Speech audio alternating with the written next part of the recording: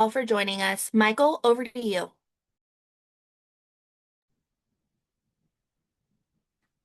Thanks, Alyssa. Welcome everyone to today's webinar on resetting focus, priorities, and strategy in 2026 around AI, with particular emphasis on the public sector and federal agencies. Welcome to my panelists. If everyone would like to turn on their cameras now. I'm coming to you from Washington, D.C., where we're still digging out from the storm. So let's go over a game plan for the webinar. We'll be running through a number of topics that the panelists and myself have agreed to in one-on-one interviews over the past couple of weeks. During the webinar, you'll have opportunities to ask questions. We'll try to work those through as we go along, or potentially at the end, depending on the question. And then for those of you signed up for CPE credits, there'll be a couple surveys along the way so that you get your certification for 1 hour of education today. And I saw our audience. We have a really good cross-section from federal, state, local agencies and government, along with the private sector, both on the policy and contracting side. So really excited about the topic. We've been focused on AI for a solid couple of years now, but it feels like we really turned to ramping things up this year. So really timely to do this in January of this year. So I want to start with a quick introduction to my panelists, Sanjay, David, Callie, and Joe. We have really good backgrounds from Department of War, private sector, civilian agencies, and then looking at AI strategy from the point of view of corporate strategy, hands-on technology, HR, and talent. We have a really good panel today. So let me start off each panelist. We want to give 45, 60 seconds on your background. I'll start with Callie. All right. Yeah. Thank you for having me today. My background, I have over 20 years of experience in senior roles in strategic communications and project and program management. I started working in AI in 2019, so about 7 years of AI specific experience working in federal agencies. I worked for the Department of the Air Force and co-led a stand-up of the AI directorate there, and then moved on to the Department of State, where I worked on AI communications, strategy, and policy there. And then now I'm currently consulting with the Department of Treasury, working with their AI transformation office on stand-up of policy, strategy, and communications. Thank you. Awesome. Thanks, Callie. Next to Joe. Hi, good afternoon, everybody. My name is Joe Chapa. I have kind of a weird background. My academic background is in moral philosophy, so that led to a PhD from Oxford, where I looked at the sort of how do we understand the ethics of these hard questions. And then at the same time, I have a background in AI policy. And so my favorite kind of work is at the intersection of those two things. So there are brand new questions from a technology perspective, but then there are very, very old questions about who we are as humans and how that relates to the technology. I'm also here to show my book, which just came out last week, Humanity by Proxy. It's essays on these kinds of topics. So if you're interested, you can find that out there in the world. Thanks. Awesome. Thanks, Joe. Everyone, please check out your book that just came out. Next to Dave. Hello, everybody. I'm David Barnes, and I work with senior leaders who are seeing the potential of artificial intelligence, but are struggling to turn something that actually will work at scale. I'm a retired Army General Officer, a professor, and former Chief AI Ethics Officer. And today I advise boards and executives on how to move from AI pilots into real operations. My focus is less on the hype and less on the specific technology, more on execution, helping leaders align their AI with strategy, decision-making, the leader development aspect, the human capital side of it, and the real constraints that they have to navigate to really achieve the value out of it. So really happy to be here today. And last but not least, Sanjay. Well, Michael, thank you. And thanks to Leadership Connect for putting this together and for having me in such an esteemed gathering of panelists. So thanks first for that. My background is I was in old AI. That's where I was working on my PhD at that time. And while I was doing my thesis, I got a grant from NIH, SBIR, to build a software system to diagnose patients who have Alzheimer's. This is a long time ago. So got started in AI a long time ago, was over a period of time, worked as a government contractor also. So I've been inside. And for the past 3 years, I've been running an organization called Knowledge Networks, and we work with Fortune 500 companies and countries in helping them formulate AI policy and governance structure. So thanks for having me, Michael. Thank you, Sanjay. And I'm Michael Crosby, CEO of Leadership Connect. My background, I started off as an econometrician, working a lot in data science. And for the last 15 years, I've been doing data and technology turnarounds. I joined Leadership Connect about 7 years ago. We've really turned it into a data and technology company focused on the public sector. We work with about 40,000 users across 1,000 organizations, a lot of them in the government. We've been using AI for a number of years. I don't know if I'd say using or occasionally frustrated by AI, but certainly it can see some of the limitations of it along with the benefits. We get less into the ethics and policy end of things as a technology company, so we kind of accept and use AI for what it is. But we'll certainly get into the intersection of policy and regulations and ethics in this webinar. So appreciate all my panelists today, the audience that is online. So we'll move to our first topic. And the GAO had a report that came out late last year on citing that 95% of all AI projects within the federal government have not moved beyond prototyping. And maybe we'll start with Sanjay, because we talked a little bit about this in our prep call. Are we ready to move beyond prototyping? As a country and specific to federal agencies, is this another year of even more prototyping? What are your thoughts?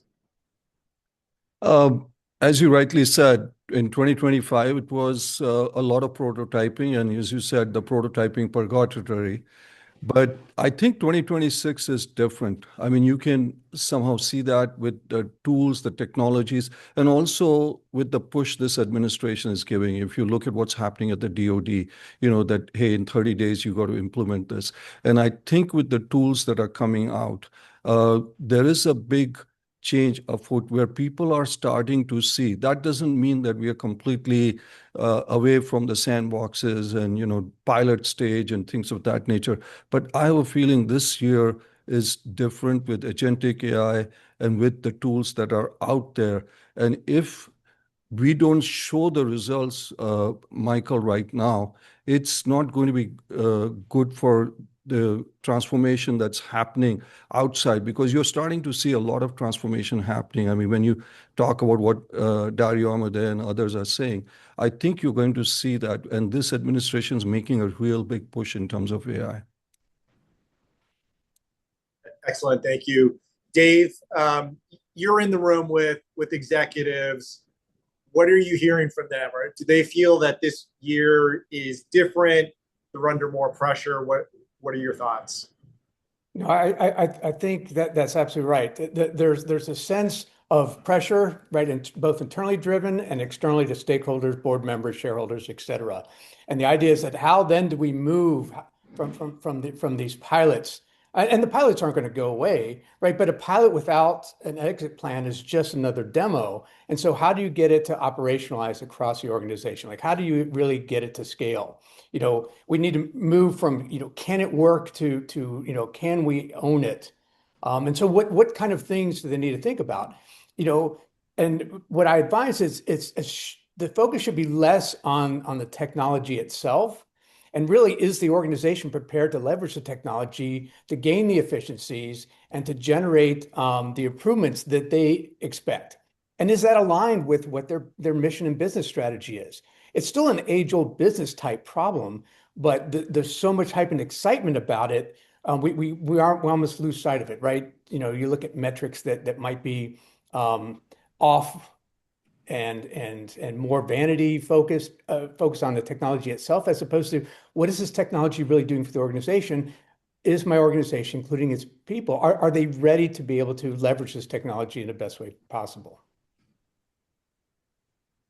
Excellent. Thanks, Dave. And Joe, what's the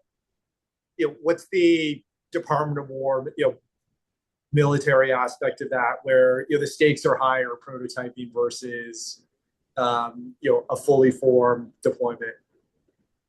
Yeah, I mean the Department of War is a big place, right? So I would argue that we have every use case from very low risk to very high risk within the institution. And so what I would want to see is max performing the prototyping in the low risk use cases. That's where really we should get good at this, right? Obviously, we don't want to sort of rush to market with a AI enabled weapon system before it's ready to go. But I think there's lots of opportunity to experiment.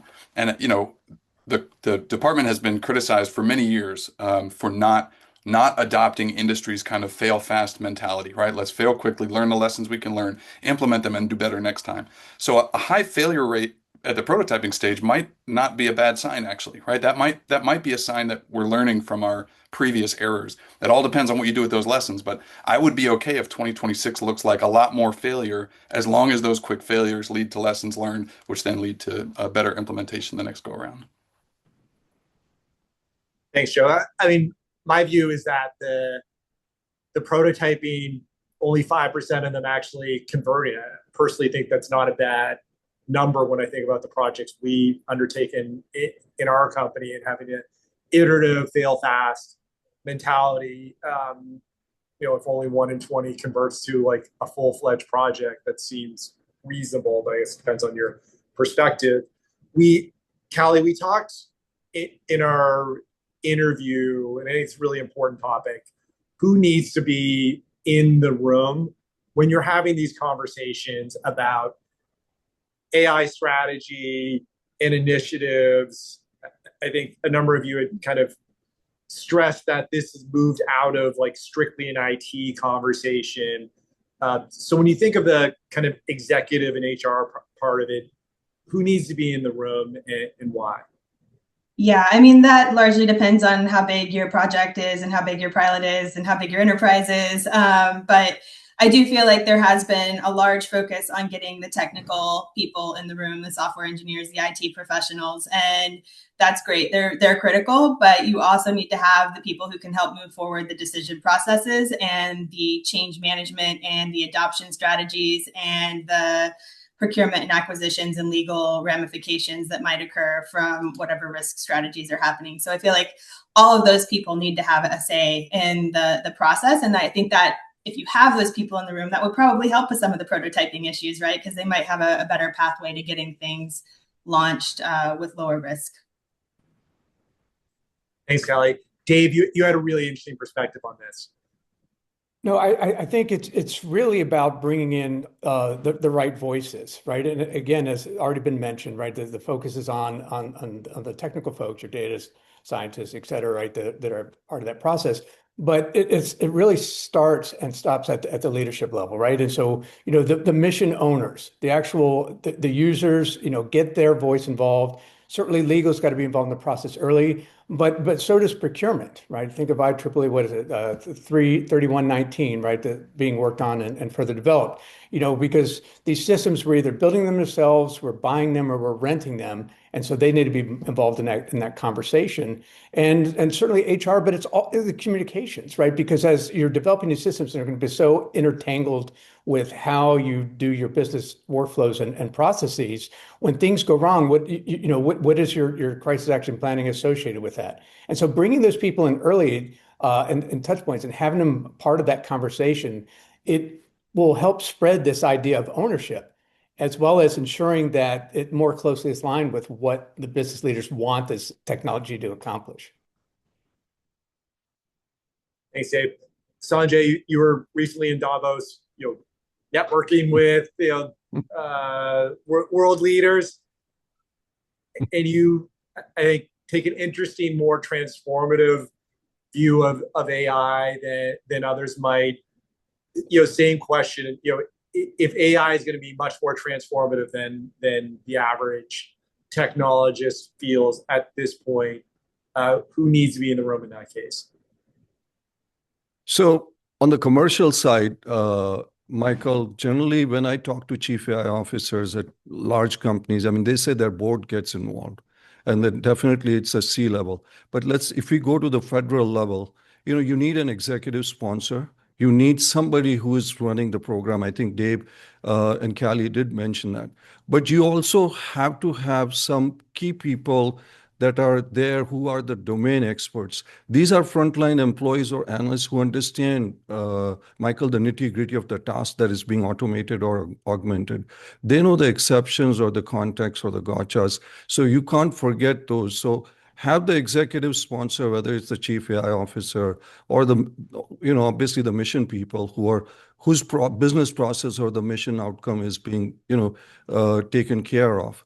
And I think we talked about the legal and the HR and the procurement folks, but it has to be a multidisciplinary effort because this is not a technology. I mean, you and I talked a lot in our prep call.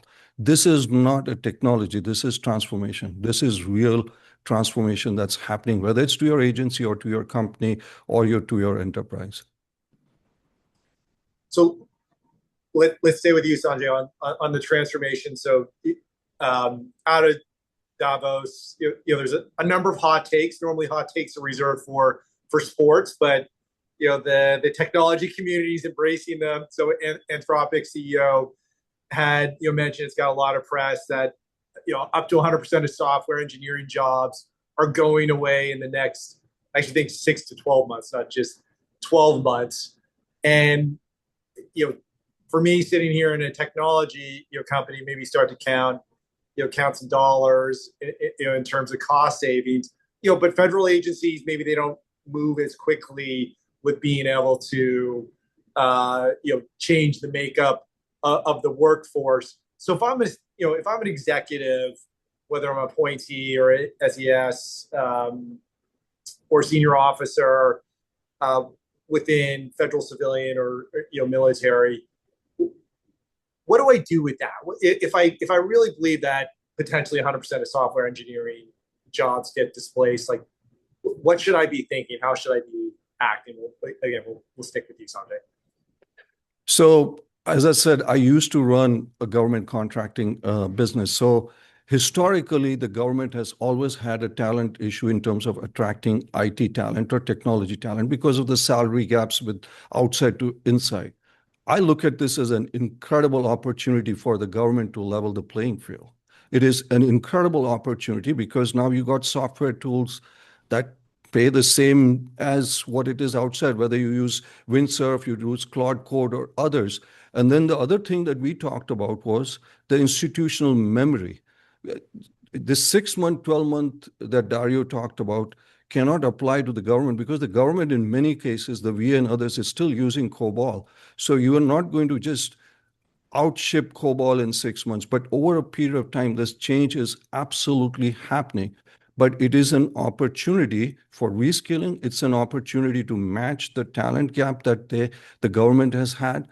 The impact will definitely come on the contractors because a lot of the contracting companies do supplement the talent and the expertise, which will get balanced out. So you have an opportunity for the agencies to say, hey, let me take an inventory, and this is an opportunity for me to do that. I have institutional knowledge. I have people. Look at the retirement of people that is happening in there, and this is an opportunity for me to really build institutional skills. So, leverage on what's happening to match talent, leverage on institutional capabilities. I think this is really an opportunity for the federal government. And Callie, what's your view on that? Because we spoke a lot about kind of transforming the workforce and talent development in our call. Yeah, no, I feel like if there's any accuracy to the statement that 100% of software engineers can be replaced in 12 months, then they're probably not the only ones that can be replaced, right? If you've got that skill set, you're probably looking at linguists, you're probably looking at report writers and analysts and stuff that could also potentially be replaced. And if that's the case, then that's a huge shakeup in the workforce. And I don't think we're ready for that at all. Not just in government, but as a society, I don't think we're prepared for that. But I do think we can start to prepare for changes that are pretty significant through workforce development, through writing position descriptions that are very descriptive and incorporate technology into the skill sets and responsibilities that you are going to have in those roles, so that people understand where they need to upskill and understand where they might want to go in their career, and understand what other career options might be out there if their role becomes obsolete. I also think transparency needs to be a big focus on that. Like, we need to make clear, like, this is the goal. These are the metrics. These are where we're trying to get with AI, and this is your path forward, right? Like, this is the position that you're going to have in the future. This is what we need you to work towards to get your skill set built up.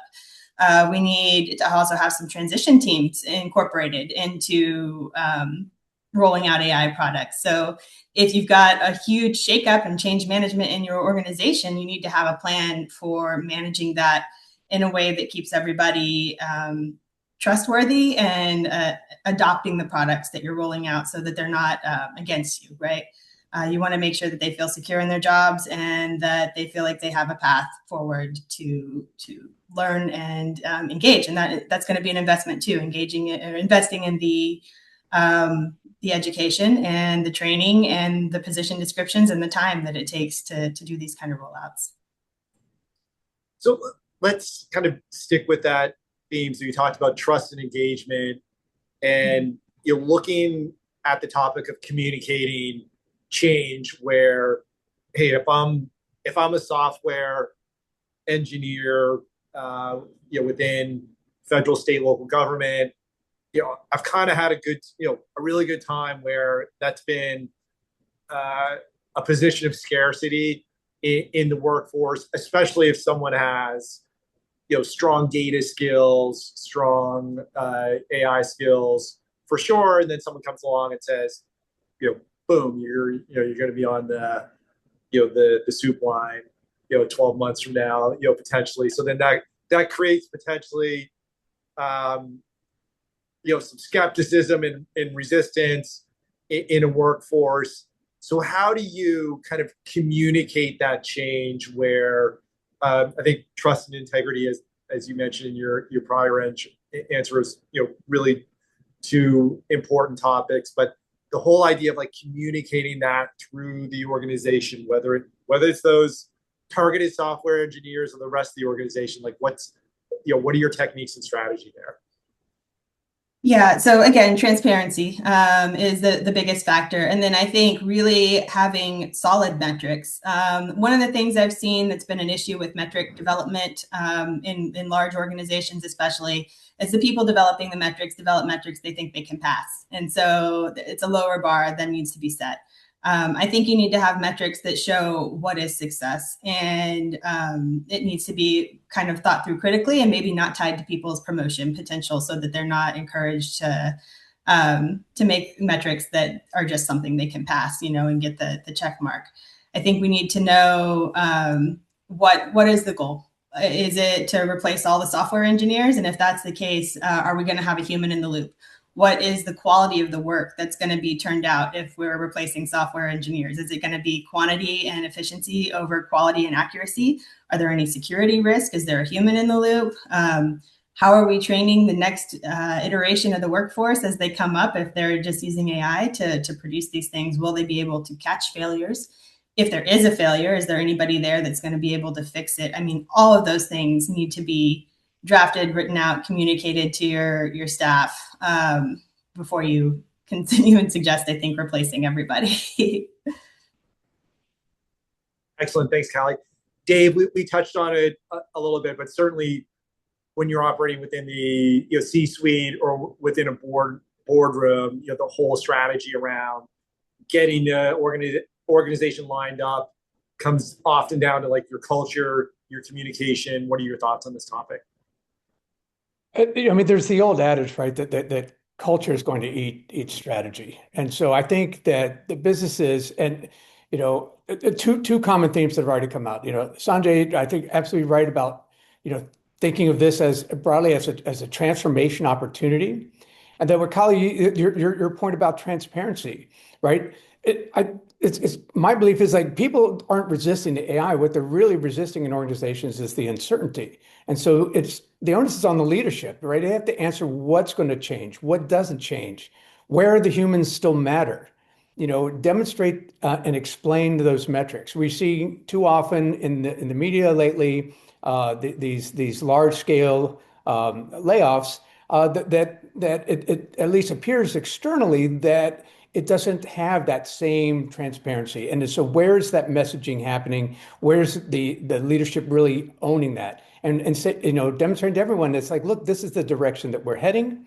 It's not just about the technology and the processes. It's really also about the people that make that organization. And so you need the people, process, and technologies as part of thinking through transformation and do it in a way.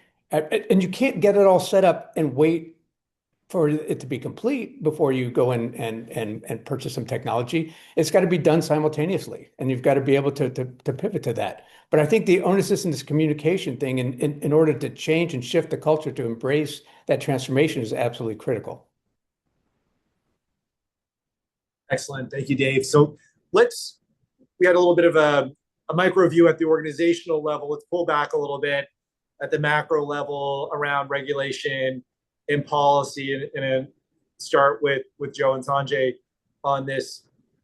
On the regulation side, Joe, you had a great analogy of thinking, seatbelts and social media that I love for you to share, because the jury's still out on what's the best regulatory framework. Is that the federal, state, local level, centralized, decentralized? But we're all operating, if you're using AI, you're operating within a regulated framework. And then often if you're in banking or healthcare, you're coming up against HIPAA or something. So Joe, let's start with your thoughts on guardrails and regulations. Yeah, so I think a way we often are tempted to approach questions about regulation is to say, look, there's this technology that's cascading down the hill and it's coming really fast. What do we do about it? And one way to think about it instead is to say, what does good regulation look like? What does a desired end state look like? And I think good regulation looks like down the road, 2, 5, 10 years from now, whatever, regulation that people don't even think about anymore because it becomes common sense. And the example I shared with you is a friend of mine sent me a video from, it must have been the 1970s, maybe early 1970s. And they were interviews with just average American people who were incensed at seatbelt laws. And there were comments like, first they're making us wear seatbelts. Next thing you know, we're going to be a communist country. Right. And that was a long time ago. And now when you and I get in our car, it's second nature. I mean, the seatbelts have so demonstrably saved so many lives that it doesn't make any sense to manufacture a car without them or to get in a car and not wear one. Right. And so the struggle under that regulation was real, and people did push back against it. But now we're able to look back over that long period of time and say, actually, that's common sense regulation that makes sense. And the challenge with AI is that it's moving really fast. And so it is difficult, I think, for us to try to predict the future in that way. But rather than say that it's cascading down the hill, how do I create regulation that forecloses every possible way this could go badly? I think that's a bad answer. A much better answer is, okay, what does a desired end state look like? How do we get to regulation that 5 years from now we can all look back and say, you know what, that actually just makes a lot of sense. That's just common sense. And Sanjay, what's your view? You've got very much international perspective last week.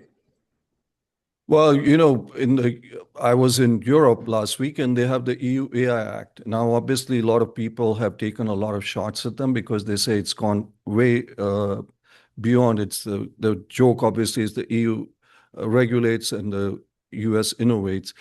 But I don't think patchwork of rules and regulations are good for anybody. Because if you have to deal with something in California, Connecticut, Colorado, different views, and just on and on, whether you're a small entrepreneur or a big entrepreneur, I don't think it works, and whether you are a user or not. Some guardrails are absolutely necessary. As Joe said, we're used to seatbelts. So when you talk to, at least when I talk to major companies, most Fortune 500 companies now have an AI ethics board.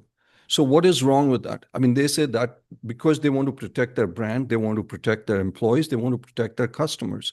So they have those things set up. So now, should we take standards and make them regulations? Because there is a lot of standards already in place. Now, when I talk to policymakers, that can we have regulation at the federal level? A lot of them say, hey, we already have a lot of regulation. What's illegal for everything else is illegal in AI too. Now, AI obviously needs some specific rules and regulations that are there.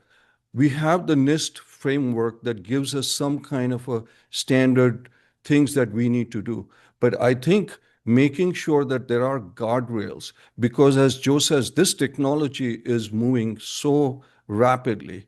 It is really changing this is the fastest I have ever seen. But I think we need to have an acceptance. And this is where the real irony is, Michael. When you look at the optimism of AI, at least in the United States, it's less than 50%. When we talk to people in the global south, it's over 80%. And why is that? Because those are the worries and we have not communicated about these worries. These are the same companies who are laying off people and then saying we're going to invest $1 trillion in data centers. As David said, do the messaging right. The leaders have not done the messaging right. So it all comes down from that standpoint, but we need the guardrails that are there and some consistent guardrails. Otherwise, you're going to have 50 patchwork, just like with the privacy laws. We have to deal with GDPR from the EU. We don't have a privacy law. So we need some level of consistency. NIST gives us that. There are other things that are ISO standards. So I think a time is going to come that we will be asking for those. Sanjay, I think it's great you mentioned GDPR and privacy laws. I think it's a great parallel. I know as an organization that works with personally identifiable information, our internal policy is just to build the business around the most restrictive set of regulations out there, which happen to be in Europe and California. But it does, I think as a mid-sized business, it does create a stumbling block just monitoring and complying with everything, which is a cost overhead. So I think that parallel between AI and data privacy is great. But let's stick with policy. Someone, I won't say who it was, but it was in the news, I think this morning or late yesterday, within a secure agency had dropped some of the nation's secrets into ChatGPT, into a public model. So I think we'd all agree that's, I'm sure there's a policy that restricts someone from doing that in said agency. So specific to policy at the organizational level, like what do people need? There was a lot of talk about it last year, but we still have issues, and probably because we have more and more people using AI for more important and complex tasks. Maybe go back to you, Joe, because we touched a little bit on policy. What are your thoughts? Yeah, I mean, this may, I don't want to hurt anybody's feelings, but I think one of the biggest challenges is understanding the risks informed by understanding the technology. And so I agree that this administration is pushing much harder than the last one, and I think that will help overcome some of these challenges. But what I was seeing in a policy role in the federal government is that there were senior leaders who were unwilling to allow, to create policies that would allow employees to use generative AI tools, not because they were concerned about data spillage, for instance, which is a real concern, but because they believed that the foundation model was constantly retraining based on user data, right? Well, that's not accurate. That's not how they batch training data. It's just not how it works. And so what we had available to us, but were unable to pursue at that time, were the same options we have. I mean, the federal government relies on commercial cloud all the time, even with sensitive data.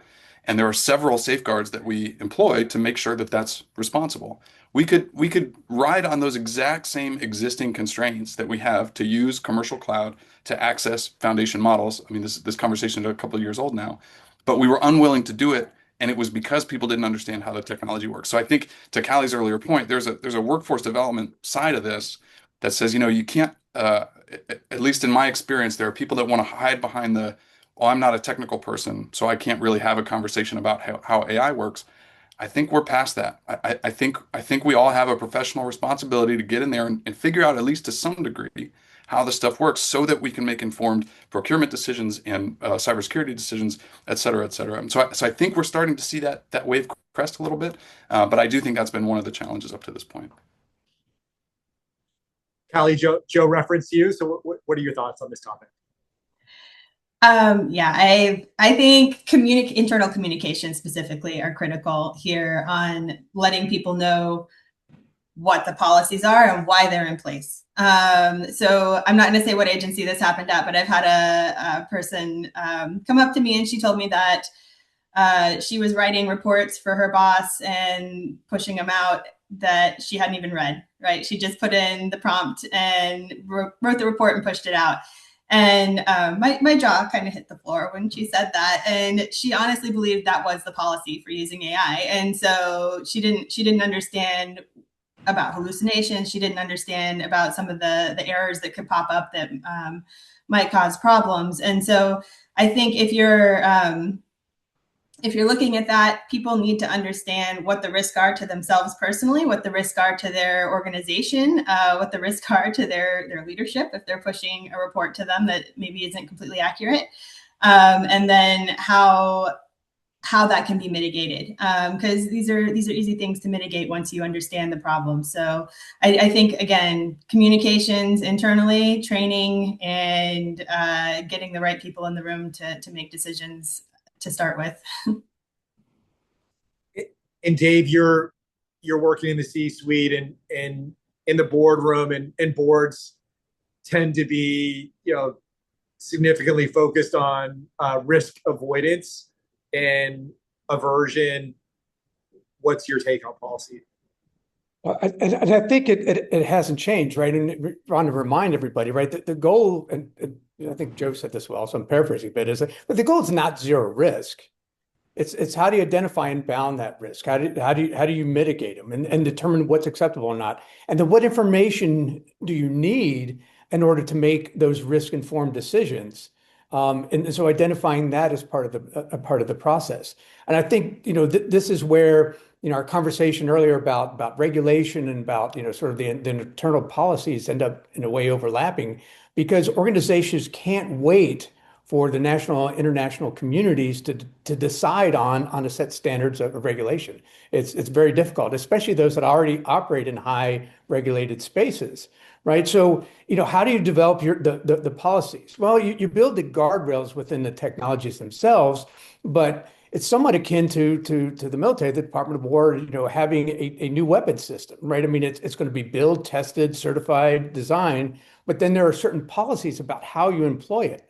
And do that in a way. And those policies may change based on the interactions with the environment, right? And so the organizations need to be thinking about their risk mitigation with an eye towards being resilient, leading, not waiting for regulation and external sort of factors to encroach, but then be adaptable to that. And that's, again, taking how they already think about risk in other systems and other pipelines, and what is it about an AI-enabled technology that is going to be different, is going to change that risk calculus for that organization? Michael, if I can just add one quick point on this, is at least at the strategic level, you mentioned I was at Davos. The issue has become is you have to pick innovation or regulation, or national security. And I don't think those are actually great choices. But that's the discussion that has happened, because when I talk to a lot of policymakers, that's the discussion that has come up. So, let's stay with you, Sanjay. Dave, you mentioned, buying technology or AI-enabled, technology, and this came up in different ways in our one-on-one conversations, but often within the public sector, it's buy versus build. But a lot of AI capabilities are a SaaS or a rent model, which is usually not door number 3 for most people. And for a separate project, my team spent the last couple of weeks talking to over a dozen major procurement leaders within Department of War and different federal agencies specific to AI, procurement and issues around affordability and the rental model came up. So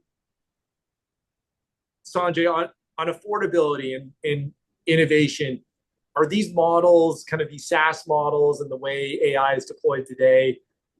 Is that something that is a hindrance within the federal government? Do they need to just get over it and start, moving to more of like a VC-backed SaaS philosophy? What are your thoughts?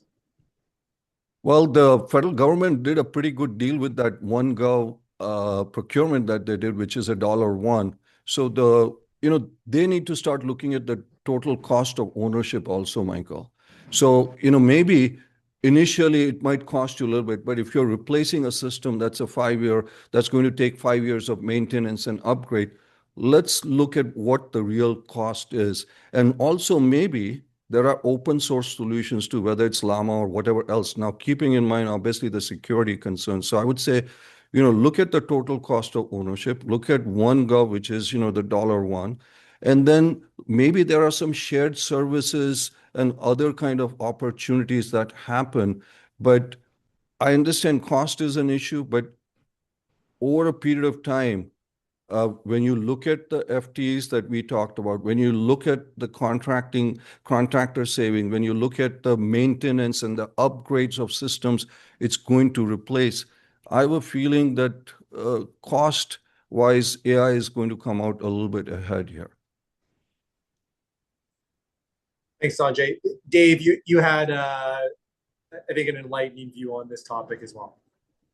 That's great, and I wish I remembered what I had said, Michael. But I mean, pulling on this on this thread, I absolutely agree. I mean, organizations have to decide, in a sense, is it worth pulling off the proverbial Band-Aid, right? Is it worth investing now in the technology and continuing with an eye towards, as you said, Sanjay, like looking out over the horizon? I mean, this is truly an opportunity with the way that frontier models are really accelerating in a nonlinear fashion to completely transform an organization.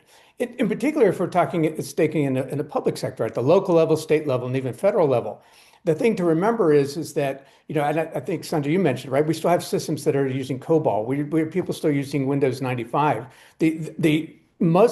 Much of our IT infrastructure is not set, not prepared to it.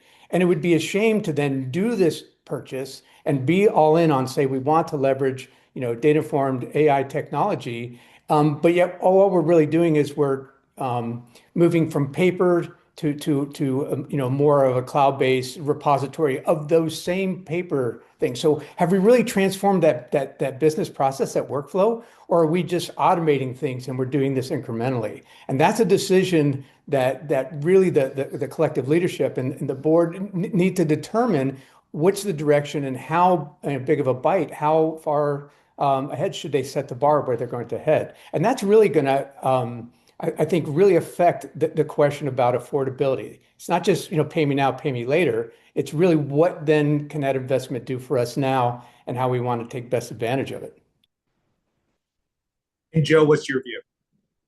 Yeah, I mean, great points all around. I completely agree with Sanjay that I think within the federal government, because of the way that we do colors of money, it's very easy to look at the upfront purchase cost and then ignore the long tail of sustainment. And so as a buyer, I would want to make a smart decision if I'm comparing owning versus a SaaS solution. But man, if I'm actually going to make that decision well, I better include the long tail of maintenance that I was going to have to pay.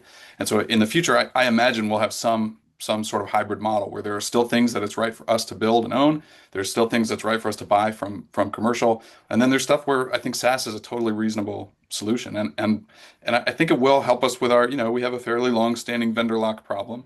And SaaS puts you in a position to say, if somebody else comes along and can undercut you by 2%, if all I'm doing is a SaaS contract, I'm incentivized to go ahead and take that offer and save myself the 2% in the following year. I think that's sort of a powerful proposition for the federal government, which has a long history of getting locked into big programs. So I think the hybrid model is probably the solution.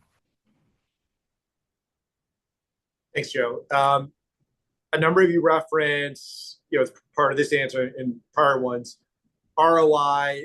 In my interviews with procurement leaders, ROI came up over and over and over again. And then that coupled with ROI needs to be achievable within 30, 60, 90 days. If it's past 180, that's too far into the future. A need for more prototyping, specifically as it relates to technology initiatives. When you think of the metrics around ROI, within the parts of the federal government that you're familiar with, maybe we'll start with you, Callie. Like, what are those metrics that both agencies and contractors and policy shops need to be thinking about? Yeah, I think if you're trying to move fast and you're trying to prove value right off the bat, you probably need to look at your high volume, low risk metrics to start off with, like what percentage of the FOIA backlog has been cleared, or how many hours saved on writing this report that's due annually, or let's see, like how many grants were written or reviewed or approved or screened, like what kind of things can you do with AI that are things that have to be done repetitively and aren't going to have a huge amount of risk attached to enacting it for the metrics. I think that would be the best way to get those quick wins as you build up your capacity. And Joe, your thoughts? And then if you want to, also what came up in my interviews was, in addition to ROI, the importance of aligning with executive orders. And then I think it was a week or two ago, the Secretary of Defense had mentioned the need to move AI from the commercial space to the warfighter within 30 days. So that's another aspect of ROI. What's your take? Yeah, I obviously ROI is important. It's something that we should all be thinking about. My concern is the what gets measured gets done kind of problem, right? So if you say, hey, what are our ROI goals? You are naturally going to be drawn to goals that are easy to measure, and that's generally going to look like money and time, right? Did I spend less money and did I get it done faster? Well, sometimes quality is a pretty important return on investment. And so if we're not able to measure quality, then we put ourselves in a potential situation where we save some dollars and save some time and generate garbage work product. I have been the victim of AI slop. I'm sure many of us have, right? So where do I account for the time I spent learning that what I was given was AI slop and then doing the work myself because the product I got didn't get the job done, right? This is the example Callie gave of the person generating reports and just sending them on, right? If we're not able to capture those costs, those are costs also, right? Then we're going to end up with this kind of biased, ineffective account of what our ROI is. So I think the responsibility that falls to leaders is to step back and say, no kidding, what do I care about? And then how do I go measure what I care about? Because some of those measurements are going to be a whole lot easier to make than others. And the hard work is going to be getting the metrics on the stuff that's hard to measure. As for the Secretary of War's announcement, again, the department is a massive organization that has applications all the way from totally benign and back office like, through to putting bombs on target. And so I think the implementation of that guidance, in my assessment, it was directed primarily at the department's ability to leverage commercial solutions fast to gain efficiencies. And that to me feels more like back office stuff, right? Now, that's not to say we can't accelerate how quickly we get technology, no kidding, to weapon systems. But obviously there are some long-standing regulatory requirements that we have to meet in order to get any weapon system developed, let alone an AI-enabled one. I will say though, I have heard from, right, so I'm gonna cross the streams here and talk about AI and autonomy. The Department of Defense directive on autonomy and weapon systems incorporates the AI ethical principles. So that's why I feel justified in crossing the streams here. But I have heard from folks that industry is afraid to develop autonomy and weapon systems, AI-enabled autonomy and weapon systems, because they misunderstand that guidance and think that guidance prohibits autonomy and weapon systems. And that's just not the case, right? And so I think even within the existing constraints, the existing policy, I think it is possible to move faster than we have been moving. But again, some of that is going to come down to the communication, establishing requirements and expectations with industry, and then letting them sprint within those bounds. Awesome, Joe. Thank you. Thank you. Dave, same question. Well, I mean, if you think about the Sec Wars, the 30-day push now, right? Speed is now directed, it's not aspirational, but the devil is always in the details. So how does that get impact? And so, minimum, the organization and all organizations, right? Because really the department, and this is across, federal government as a whole, I mean, the use of AI tools, I mean, it's federated, right? It's passed along. So things like, pre-approved governance, explicit risk acceptance.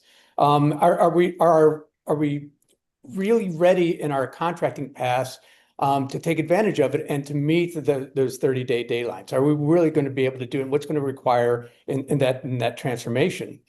And then, thinking about what it is that we measure and how we determine what ROI is. And I don't know how many times I've heard that one of the metrics in organizations have aspirations to be AI first or AI now, however you want to cash that out. One of their metrics is the number of people using this new system that they've just procured, right? What does that really tell you? Is that really informative? And certainly, Joe, you mentioned time save, but what about things like error reduction or what the cycle time compression is? What about the workforce reallocation, within it? Like what are going to be the impacts in your organization? And those things you ought to be looking at within the first certainly 180 days, if not sooner, right? And so that you can track it back to the past. Because again, in the organizations, the metrics should be aligned with the business processes, your strategy, and the mission of your organization. The technology is enabling that. And so, you should be looking at how the technology longitudinally throughout these different workflows and processes are actually gaining those efficiencies that you desire. And actually, even taking a step back, is AI the right solution for this particular problem that you have? It might just be internally, the way that you're organized, your tasks organized in your company. And maybe that needs to change before you go and try to find some magical technological solution to that problem space. So I think those are, in a way, are intertwined. Yeah, I think that's a great point. We actually had an AI project with a client. They wanted us to automate a number of workflows for them. And then when we really started getting into it, the workflows themselves really didn't make that much sense in the 2026 context. So before you start applying technology to fixing something, you really need to think about are those workflows, are those steps right to do in 2026 in the first place, which is a business conversation or a product conversation, less an AI conversation. But Dave, you mentioned some areas that you could apply AI to. Sanjay, we talked about this. I read a good quote. If 2025 was the year of talking to AI, 2026 might be the year of working with AI. You had an enthusiastic view on agentic AI. So what are the areas that are going to be much more ripe for AI in 2026, versus the last 18 months in your view? Obviously, agentic AI is the talk du jour now. The definition of agentic AI depends on the person you talk to. Every person I talk to has a little bit of a different definition. So I think that is going to be one of the key topics. Now, the new buzzword is now swarm of agents that has now come in. Technology industry loves buzzwords. But I think whatever you call them, agents, assistants, chatbot assistants, I think this is going to be the year, Michael, where at the corporate level and even at the government level to a certain extent. I think I was mentioning to you about a company that's, got over 1 million people, and they are basically giving them each an agent, personal agent, from the time they are hired in there. So I think you're going to start seeing a lot of that in talking to companies. Almost all of them are working with, in some cases, experimenting. They're a little bit afraid of maybe pushing it beyond. And I think multimodal, where you start seeing a lot of interactions, not just on the chatbot, but through voice and other things are going to become, because this will become truly transformative. Because everybody is not just keying in there. We have senior citizens and others also. So I have a feeling that agents working is going to be the key thing that happens. But security of those agents is very, very key, because I was talking to a chief AI officer of one of the top security companies, and they said his biggest concern is about rogue agents, rogue AI agents, and not from outside, but within a company. So obviously making sure all those things get done, but major changes are coming right now, Michael. Thanks, Sanjay. Dave, you touched on a little bit, but anything else you'd like to add to what's right for AI in 2026? Yes, I mean, I think if we take a step back, Joe's already discussed the back office, right? I mean, that's where you're going to see a lot of improvement, at least a desired improvement, and rightly so. But I think you're also going to see a lot of movement in 2026 as we're acting with AI, not just talking with it, et cetera. It is in decision support, right, and in logistics, of course, but also on the compliance side, like how to do that better, how to document things within your organization, and how to leverage that. And I think that Sanjay makes another great point, and a worry of not just the rogue AI agents, but this concept of emergent behavior, because you have multiple agents operating together in ways in dynamic related to what the data is within your organization. And so how then do you monitor that? How governance again gets kind of a bad rap. It might end up stifling and holding you back, but that doesn't change for the organization. But in a way, agentic AI raises the bar, but it won't remove it. And so then how then do we have the organization to transform to be able to do that, to ensure that you have proper security measures and yet still take advantage of this agentic AI? Excellent. Thanks, Dave. So we have a couple minutes left. Last question. So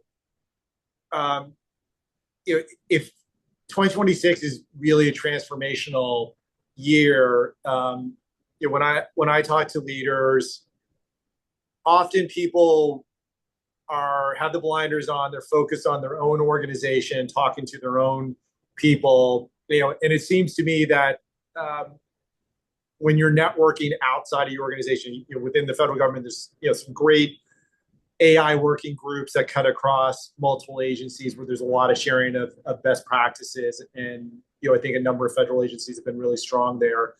But if each of you want to provide kind of closing thoughts, and for people on this call, leaders on the call, thoughts on who should they be talking to outside of their organization to kind of learn and evolve their organizations themselves and their teams, specific around AI. Joe, let's start with you first. Yeah, I think the last several years has been the sort of massive growth in the foundation models, right? And that's a small number of big players that have contributed to that growth. Now, I think what you're going to see in 2026 is this huge proliferation in tool development, riding on those foundation models. And so I think the best thing for us to do is stay in close contact with people out there who know the tools, because I think that space is going to change really, really fast. And for all this talk about, we're not going to have software engineers anymore, even if that's true, to the degree that that's true, you're still going to need people who know how to use the tools, and that place is going to change real fast. So I want to be in touch with people who are out there, maybe not developing, but using the tools, so that I can get the most out of them, because that's not a one-person job. Great answer. Callie. Yeah, no, I agree with Joe totally on that one. Also, I think, of course, networking is critical. Having worked in 3 federal agencies has really helped me be like, hey, this is what we did in the Air Force. This is what we did at Department of State. This is what we're doing with Treasury. And talking to all of those people still that I am still connected with really has helped figure out what works and what the fastest way to get to the endpoint is. I also think it helps. You can talk about what vendors you've hired, what operational practices have worked best, what's been streamlined. You definitely want to keep those networks open and talk with the people who've already done it and the people who are working on it right now, because they might be finding new problems that technology is changing all of the time. So yeah, I think networking is critical, and go have those lunches, go have those breakfasts, go get coffee, meet with people, and just talk. Awesome. Dave? Yeah, I think at the strategic level, for if you're in charge of the entire enterprise, you should seek to have more productive collaboration across the public sector, private sector, and academia. That was one of our lines of effort in the Army's AI Integration Center, and I think that continue to advocate for that at that level. But internally, through a series of CEO, CIO roundtable dinners, discussions you have, that's where the common friction points come out. Too often we're too busy, we're too focused. We work in these stovepipes within our sectors, and there are common friction points which we can learn from. Isolation now might become the new leadership risk in your organization. So, even within, say, the Department of War or any other agency, what is cross-agency learning, and how are you using that to accelerate the trust and scale of the technologies that you have? How do you scale those best practices that Callie says, as well as those common blockers, and working out ways ahead? I think those are going to be critical in moving forward in 2026 and beyond. That's great. Isolation as a leadership risk. Haven't heard that, but that's amazing. Last word to you, Sanjay. Well, our panelists have covered quite a bit of it, so I won't repeat some of those things. But a few quick points I would say is that look outside your domain. This is truly, as we said, it's a cross-domain expertise. So yes, if you're a CAIO, talk to a chief AI officer, but I would say talk a little bit outside your domain also, because this is a cross-domain expertise. Talk to some maybe general counsels, or talk to legal people or HR people, etc. That would be one. The other thing I would say is talk to innovators. Some of these startups that are coming in are amazing, just mind-blowing ideas and solutions. You might not adopt them, but it'll make you think about what might happen in your organization. Or at best, you could hire that person to join your organization if his or her startup fails. And finally, maybe the federal government should take some successes that have been built, like an app store. Why reinvent the wheel from one agency to another, to another, to another? Why not put something together that's like a community of practice or something of that nature? So those would be some suggestions, Michael. Great point. Just building on what Callie said, the only thing I would add is I would recommend blocking time in your calendar where it's really easy to get caught up in the isolation of your own organization. As Dave said, block like 5% of your time for external meetings, whether it's coffee, cocktails, lunch, whatever it is. Commit that energy, because I think when I talk to leaders after they have left or in the process of leaving their organization, it's one of the number one laments that, oh, I wish I spent more time getting out and talking to people. So commit that time now. It's a small investment, but it often can be some of the most rewarding meetings you have over the course of a month. Thanks everyone for your time today. Awesome panel. We'll be posting a write-up. We'll have a link to Joe's book on that, which is awesome. And then we'll have a link to the rebroadcast as well. Thanks everyone, and have a great rest of the day, and stay warm if you're on the East Coast. Thank you, Michael. Thank you, All right. guys. Thanks, Nice.